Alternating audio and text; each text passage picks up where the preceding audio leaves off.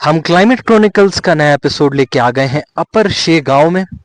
ये 11 से 12,000 12,500 फीट की ऊंचाई पे है और आप देख सकते हैं कितना खूबसूरत नज़ारा है पीछे। और हमारे साथ आज बात करने के लिए एक्स सर्विसमैन सर मौजूद हैं।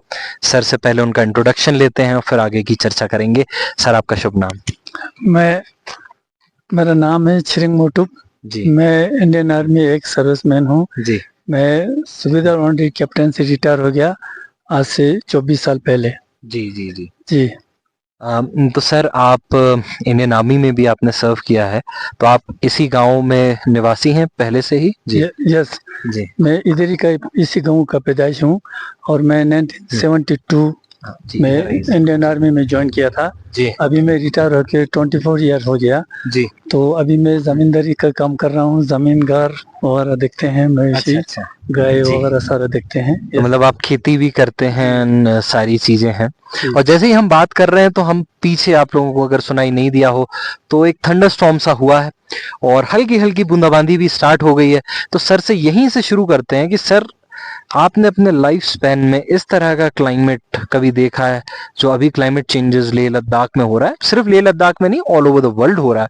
तो आप इस विषय में क्या बताना चाहेंगे? जी, अभी मैं अपने लाइफ में तो क्लाइमेट के बारे में मेरे जो मैंने पास मेरा जितना भी मेरा उम्र गुजर गया वो उसके बारे में मैं आपको बता दूं तो सबसे पहले मैं जो जम्मू कश्मीर का जहाँ पे जुजिला पास के बारे में आपको बता दूं।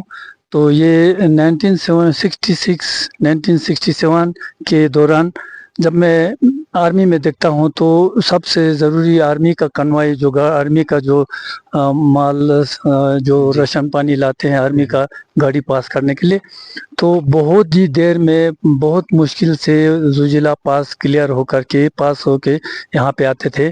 तो वो उस टाइम जून के महीने में बड़े मुश्किल से जून के महीने में जुजिला पास जो खोलता था, लेकिन आज देखेंगे तो अप्रैल के महीने में जुजिला पास को खोलता है।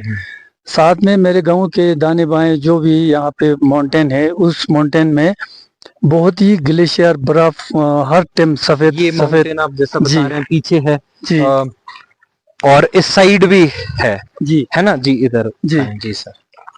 जैसे स्टोक कंगरी जो स्टोक में ग्लेशियर है जी वहाँ पे इंडियन आर्मी का जब भी ये एवरेस्ट माउंटेन चढ़ने के लिए आर्मी पर्सनल आते थे, कंचनजंगा चढ़ने के लिए आते थे, तो आर्मी पर्सनल के जितने भी जवान है उस पे अब एक्सरसाइज उसमें ट्रेनिंग करने के लिए माउंट एवरेस्ट चढ़ने के लिए स्टोक कंगरी में जाते था। आज के दिन स्टोक कंगरी में कोई बर्फ नहीं पहुंचा, ना वहाँ पे ग्लेशियर नहीं है। इसी तरीके से जितना भी मेरे गांव के आसपास में जितने भी दाने बाएं पहाड़ है उसमें पूरा बर्फ खत्म हो गया, बिल्कुल ही नहीं है। तो गर्मी भी बहुत बढ़ गया।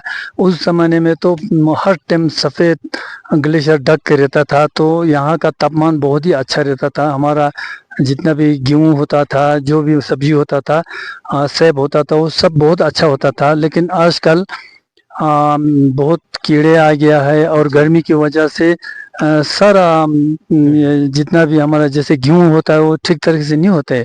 लोग आजकल गेहूँ भी बहुत कम बोते हैं। इस तरीके से क्लाइमेट में बहुत ही चेंज है। जी। तो मतलब आपने खुद अपनी लाइफ के दौरान ये क्लाइमेट चेंज को आपने अनुभव किया है और over the period of time आप जैसा बता पा रहे हैं कि बहुत चेंजेस आपको देखने को मिले गर्मियों में। क्योंकि हम अभी, जब कुछ महीने पहले की बात है, लद्दाख का highest temperature 37 degree Celsius record किया गया था। और इस हाई टेम्परेचर की वजह से, सर्दियां कम होने की वजह से आपकी लाइफ पे भी इम्पैक्ट पड़ रहा है? जी, यही इस क्लाइमेट के बारे में मैं आपको एक चीज़ बता दूं तो 2006 और 2009 में मैं आफ्टर रिटायरमेंट के बाद जो है मैंने छोटा सा कॉन्ट्रैक्टर का काम किया है, जो एक आर्टिफिशियल ग्लेशियर काम बनाने का काम किया था। मेरा इंजीनियर मिस्टर नोरफेल था। अच्छा। बहुत ही एक क्लाइमेट के बारे में बहुत मतलब वो दिल से जिम्मेवार लेता था। सर इधर जी जी। और उन्होंने मेरे को पूरा इंजीनियरिंग का जितना भी जो सिस्टम बनाना है आर्टिफिशियल ग्लेशियर बनाने के लिए, तो उन्होंने मेरे को पूरा पेपर वर्क बना के दिया। उसका जो भी फंडिंग हुआ था वो इंडियन आर्मी की तरफ से, साउथ भावना की तरफ से दिया था। तो हमने 2 गाँव में उस इंजीनियर की मदद से अच्छे ग्लेशियर, आर्टिफिशियल ग्लेशियर बनाया, जिसमें अब मेरे को याद नहीं है, बहुत पानी स्टॉक रखने का। अच्छा अच्छा जी। हम्म। तो वो वही इंजीनियर जो नॉरफेल जी को 2009 में कौन सा एक कंट्री था, कनाडा, कनाडा में जो है इंजीनियर नॉरफेल जी को आप कैसे आर्टिफिशियल ग्लेशियर बनाता है बोल के उसको वहाँ पे इनविटेशन दिया। तो उन मिस्टर नॉरफेल ने वहाँ जाकर से प्रेजेंटेशन दिया कि आर्टिफिशियल ग्लेशियर किस तरह बनते हैं। तो जब मैं यहाँ पे आर्टिफिशियल ग्लेशियर 2 गाँव में बना, एक इगू गाँव में, एक स्तगमो गाँव में, तो वहाँ पे देखने के लिए जब ग्लेशियर बनने के बाद दिसंबर जनवरी में लोग आए हैं, बहुत ही जर्नलिस्ट बाहर के लोग आए हैं, अफगानिस्तान से आए हैं, ऑस्ट्रेलिया से आए हैं, और ये कई देश से बहुत सारे ये जो जर्नलिस्ट आकर के मिस्टर इंजीनियर को पूछ रहा था कि आपको किसने बोला, क्यों बना रहा है, आपको कैसे पता लग गया ये ग्लेशियर बनाने का ज़रूरत क्या है बोल के बहुत क्वेश्चन हुआ था। तो यही प्रेजेंटेशन जो है मिस्टर नॉरफेल ने वहाँ पे दिया था, जो आपको मैं क्या बोला, ये जी कनाडा में। तो उस टाइम पूरा वर्ल्ड का जो है प्राइम मिनिस्टर आए थे, तो हमारा भी रिस्पेक्टेड मनमोहन सिंह साहब, जी प्राइम मिनिस्टर साहब वहाँ पे प्रेजेंटेशन में थे। जी, उस टाइम प्राइम मिनिस्टर मनमोहन जी थे। जी जी। तो वहाँ पे पूरा वर्ल्ड के लेवल में अमेरिका का जो prime minister, president mister Obama साहब आए, जी, बराक ओबामा जी। तो वहाँ पे बहुत सवाल जवाब हो गया था। तो इस तरीके से क्लेमेंट के बारे में मैंने ऐसे देखे हैं। जी जी जी। तो आप अभी, ये आपने बहुत अच्छी स्टोरी बताई हमारे व्यूअर्स के लिए। आप अभी अपने खेत में क्या लगाते हैं और किस तरह की आप खेती कर रहे हैं? अभी 2010 में हमारे इस गांव में, मतलब पूरा लद्दाख में एक ये कोल्ड वर्ष हुआ था, पूरा बहुत पानी के बह लिया था, मेरे गांव में बहुत इफेक्टिव हुआ। तब से हमारे पास 5-6 खेतें थे, उसमें से 5-6 तो बहुत खराब हो गया था, तब मिट्टी और पूरा जो पानी ने खराब कर दिया। इसके बाद अभी जो ये गेहूँ बोया है, इसने मैं यहाँ पे अपने मतलब विंटर के लिए जो खाने पीने के लिए गेहूँ बोया है, बाकी गाय भैंस के लिए घास लगाया है। और उस जमाने में 1966 के दौरान इस गांव में हर घर के पास 5 दरख्त के अलावा इस तरीके से हरी भरी दरख्त बिल्कुल नहीं होता था। यहाँ से 10 किलोमीटर पीछे एक छिशोद गांव है, वहाँ पे मैं पढ़ने जाता था, वहाँ पे हाई स्कूल था। तो वो स्कूल मेरे घर से साफ दिखाई देता था, लेकिन आज के दिन में बिल्कुल ही आधा किलोमीटर दिखाई नहीं देता है। इस तरीके से चेंजेस हो बहुत हुआ है। जी जी। तो सर, आप बहुत अच्छी बात हमें बता रहे हैं, और जैसा हम देख भी पा रहे हैं यहाँ पे सर ने बहुत अच्छी गेहूं की फसल लगाई हुई है। सर, एक लास्ट सवाल आपसे कि ये जो क्लाइमेट चेंज हो रहा है, आपकी नज़र में आप क्या संदेश देना चाहेंगे लोगों को, हमारे व्यूअर्स को, कि कैसे इस क्लाइमेट चेंज को हम मिटिगेट कर सकें अडेप्टेशन के लिए, या कोई भी इस तरह का आप सुझाव अपनी तरफ से देना चाहें, क्योंकि आपका इतना अनुभव इस जगह रहा है, तो आप क्या सजेशन देना चाहेंगे, आपका कोई संदेश हो, मैसेज हो सबको?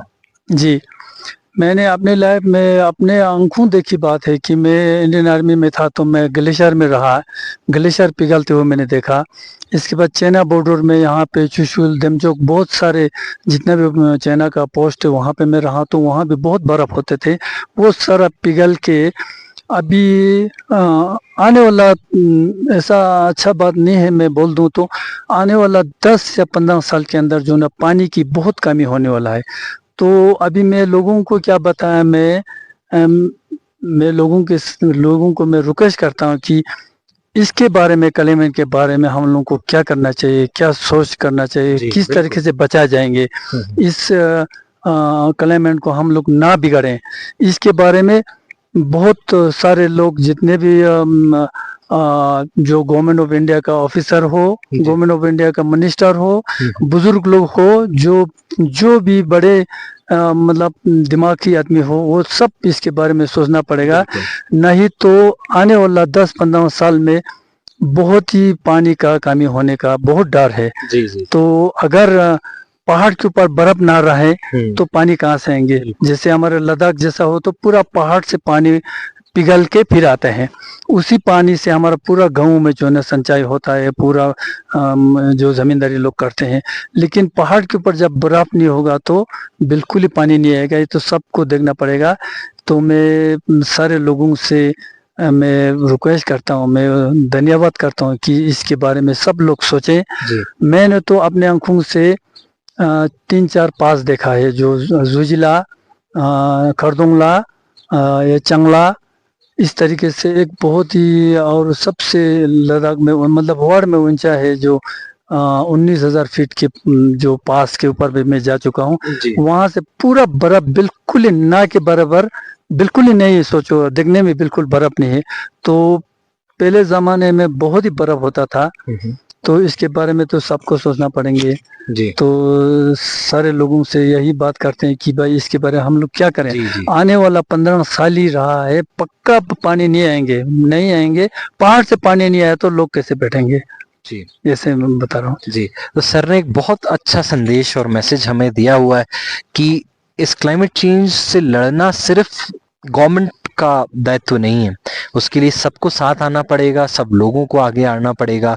और जैसा सर बता रहे हैं कि अपर शे गांव में क्या समस्याएं क्लाइमेट चेंज की वजह से हो सकती हैं, ये सिर्फ अपर शे की कहानी नहीं है, ये ऐसे हजारों गांव दुनिया में जहां पे इस तरह की क्राइसिस हमें देखने को मिल रही है। और उसके लिए सरकारों के साथ साथ सिटीजन्स को भी आगे आना पड़ेगा, एक कोलैबोरेटिव अप्रोच के साथ हमें इस क्राइसिस से लड़ना पड़ेगा। सर, आपने हमें समय दिया उसके लिए बहुत बहुत धन्यवाद। Thank you so much sir. धन्यवाद। थैंक यू जी, थैंक यू।